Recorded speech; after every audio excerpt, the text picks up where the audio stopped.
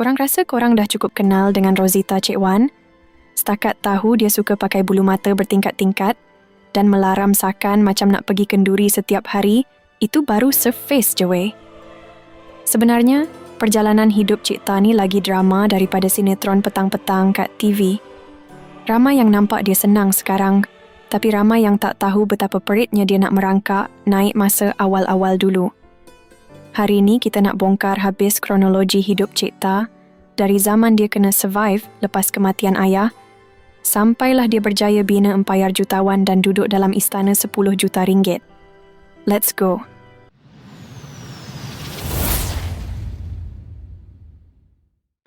Kita mulakan cerita kat Alor Setar, Kedah. Cik Ta ni bukan anak orang kaya yang lahir terus ada driver. Masa umur dia baru 15 tahun, satu ujian besar melanda bila ayah dia meninggal dunia. Korang bayangkan, mak dia Zabaidah Saad terpaksa pikul tanggungjawab besarkan 7 orang anak seorang diri. Nak bagi anak makan punya pasal, mak dia gigih kerja kat kantin sekolah. Cik Ta sendiri membesar kat kawasan perumahan kos rendah. Hidup memang semput waktu tu, tapi itulah yang buatkan spirit usahawan dalam diri dia membara. Dia nekat, dia tak nak hidup susah selamanya. Dia nak ubah nasib keluarga dia, tak kira apa pun jadi. Sebab nak tolong mak, Cik Ta tak tunggu lama. Habis je sekolah, umur baru 17 tahun, dia dah sauk peluang jadi pramugari Malaysia Airlines, MAS. Zaman tu, gaji RM5,000 sebulan tu dah kira king sangat tau.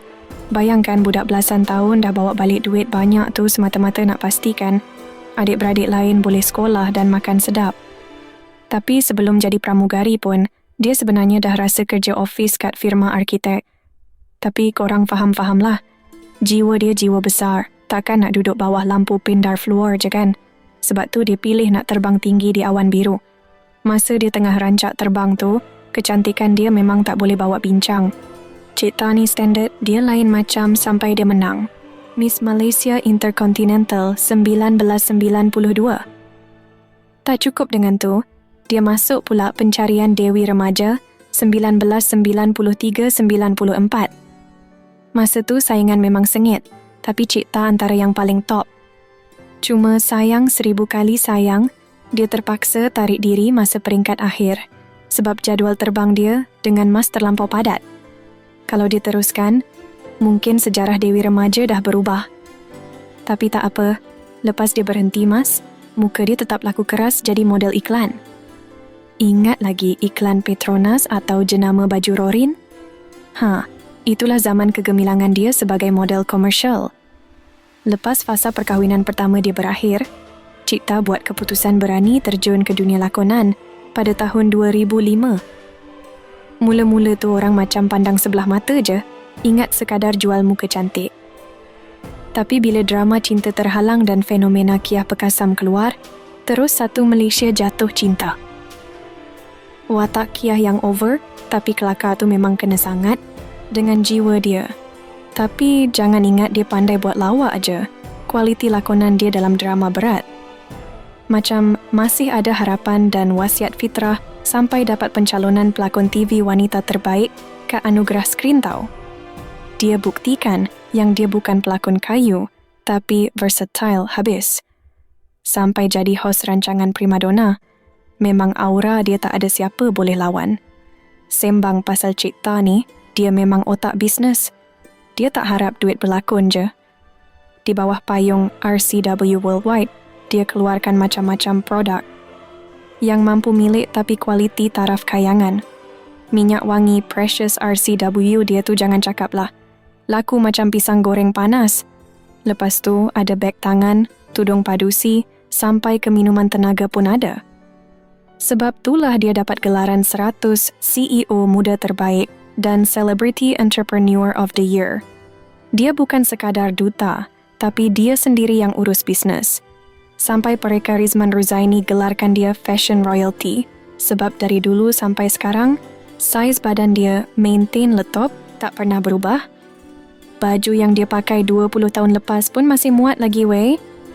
Apa rahsia dia Hasil titik peluh dia bertahun-tahun, akhirnya tahun 2023 hari itu, dia berjaya pindah masuk ke banglo mewah bernilai 10 juta ringgit kat Kota Damansara. Walaupun sebelum tu dia pernah kena tipu dengan kontraktor sampai pembinaan tertangguh lama, tapi dia sabar. Sekarang tengoklah rumah dia macam istana. Tapi yang paling Cik Ta banggakan bukan harta, tapi anak-anak dia. Anak sulung Amar Effendi tu, graduan pelaburan perbankan, siap baru bertunang dengan pilihan hati Auni Ikhwan pada Oktober 2025. Anak kedua Anik Ezra pun tak kurang hebat dengan ijazah kembar. Si bongsu Aisyah, dia Rana pula memang princess kesayangan. Cik Ta sanggup nak buat homeschooling sebab dia risau sangat dengan keselamatan dan pengaruh luar sekarang ni. Memang mak yang sangat prihatin.